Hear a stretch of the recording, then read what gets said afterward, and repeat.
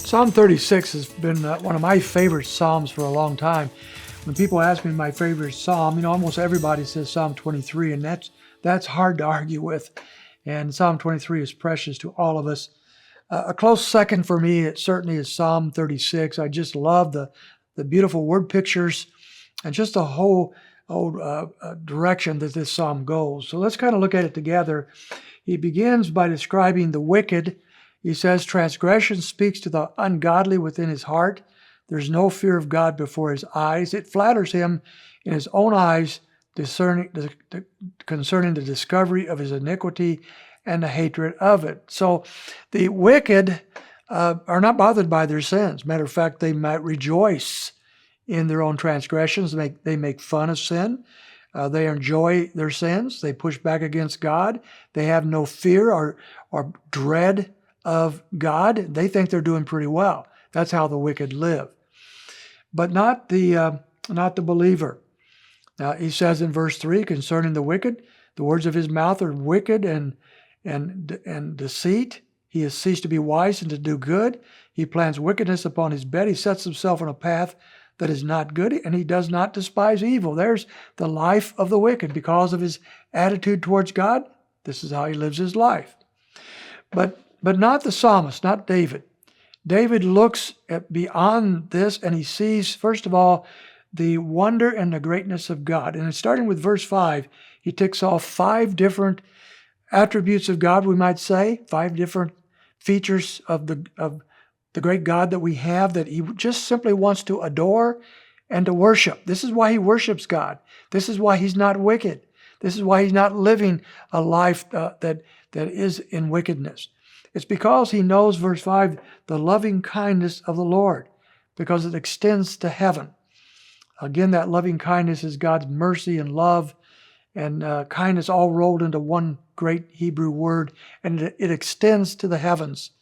Your faithfulness, a great picture in Scripture, because most things are not faithful, but God always is, and his faithfulness reaches to the skies.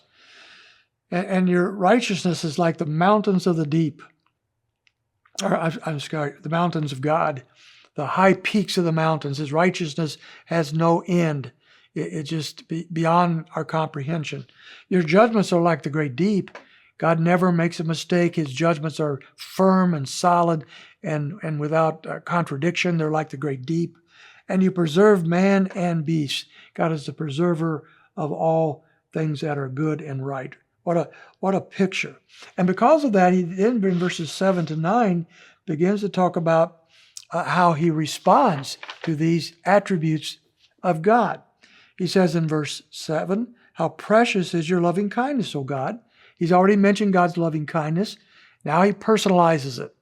So we can tick off the attributes of God. We can do a systematic theology test and tick off all 5 of those things as well as David can, but are they personal? Is God's loving kindness personalized in your life? David said to him, they're precious. It is precious.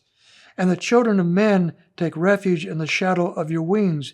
Because God preserves us, we can take solace in the shadow of his wings. Again, a wonderful word picture of a hen, perhaps, who is sheltering her chicks underneath her wings so that nothing can harm them. That's how we live, under the shadow of his wings. They drink, verse 8, their fill of the abundance of your house, and you give them to drink of the rivers of your delights. Well, what another wonderful picture. We drink fully of the delights of God.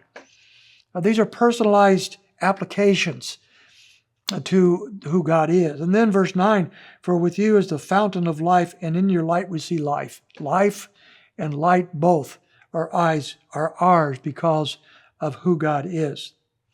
He closes out this wonderful psalm by turning to verses 10 through 12. Oh, continue your loving kindness. Notice how often he talks about loving kindness. To those who know you, and your righteousness to the upright in heart.